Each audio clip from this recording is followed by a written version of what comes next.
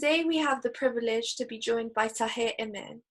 Tahir is a proud Uyghur Muslim who lived in East Turkestan with his wife and young daughter. In 2005 to 2007, he was arrested and put in jail for more than 2 years. He also watched 20 members of his family sent to the concentration camps, and he has been forced to lose all relations with his family. In 2017, he went to Israel to study international relations and also took Hebrew classes at Haifa University. But he was forced to flee, and now Tahir lives in the United States, all whilst continuing to spread awareness on the situation in China despite the dangers. Today we are privileged to hear Tahir's first-hand account of the Uyghur genocide and learn more about his life and the current situation in China. First, can you tell us a bit about the Uyghur Muslim community? For example, how long have they been in China for? For the last more than 3,000 years. The Chinese are the people who came to our homeland recently. In 1890s, Qing dynasty have sent troops and army to occupy our homeland. And then they changed our name to Xinjiang, the new territory. So Chinese are new and we are old to this region. Most of the Uyghurs at this moment, they live in East Turkestan, Uyghur. To China's statistics, we have around 12 million, but we believe our population is much larger than that, because if Chinese report our numbers so low, it's helpful for Chinese government if they killed a lot of Uyghurs and they say they are still 12 million, even they have killed so much people, they can say, yes, we told you they are just 12 million people. As we believe we have at least 20 million population, because 70 years ago, we have around 5 million population, 70 years.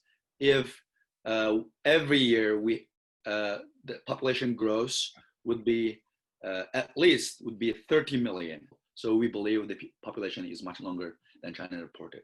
The leader core thought that Uyghurs and other minorities would be the big threat to Chinese international dominance, the global agenda. So they started a campaign to crack down and assimilate, eradicate the Uyghurs and the other ethnic minorities. What was your life like before 2013?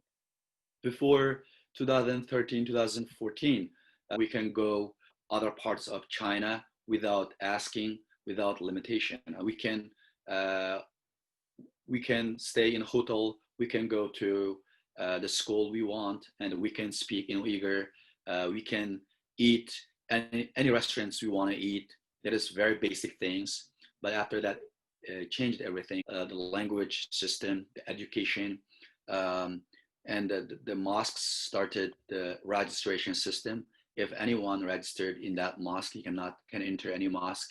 And the people who under age 18, they were not coming into that kind of mosques. After the 2014, the Chinese government accelerated the assimilation and eradication of the whole ethnic identities of Uyghurs and other Muslim minorities.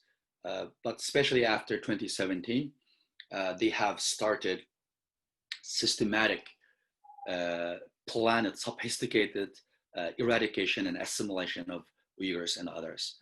So we believe the Xi Jinping is the main force and major leader who took the action to assimilate and eradicate Uyghurs and other ethnic groups.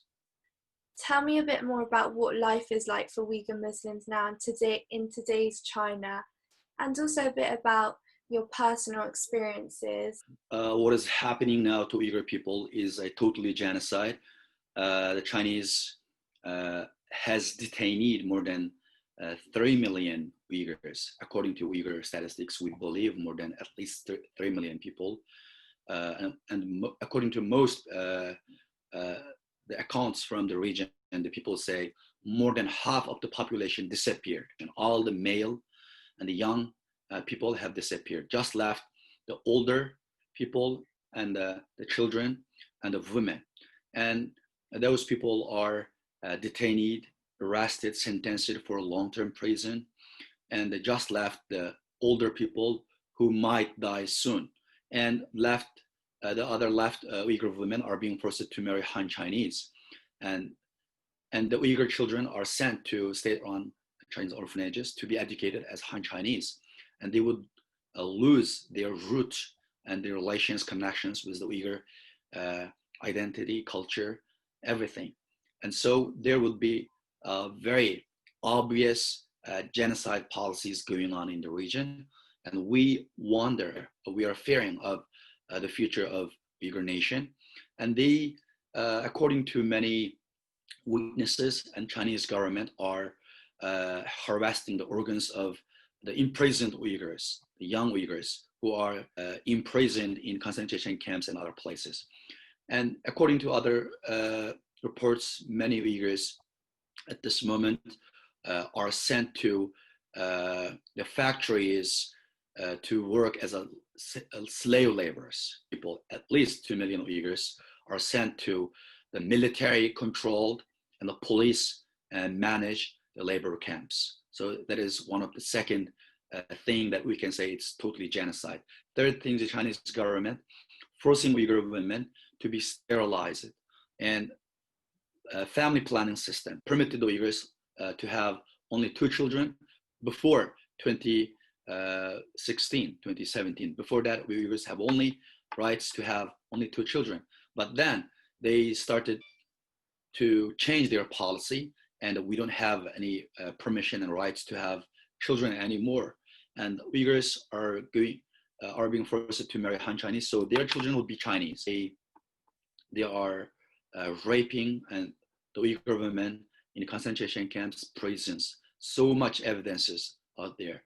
And also the Uyghur young men are sentenced to long-term prison. They are being transferred to other parts of China, and they separated from the entire region and went to secret and unknown places and under the Chinese strong military presence. So we believe that the entire Uyghur people live in a very strong, dangerous situation now. In the next podcast, we're going to hear more about your individual experiences and also about what you've done in the last couple of years, how you're raising awareness on this. So thank you so much, Tahir. Thank you so much.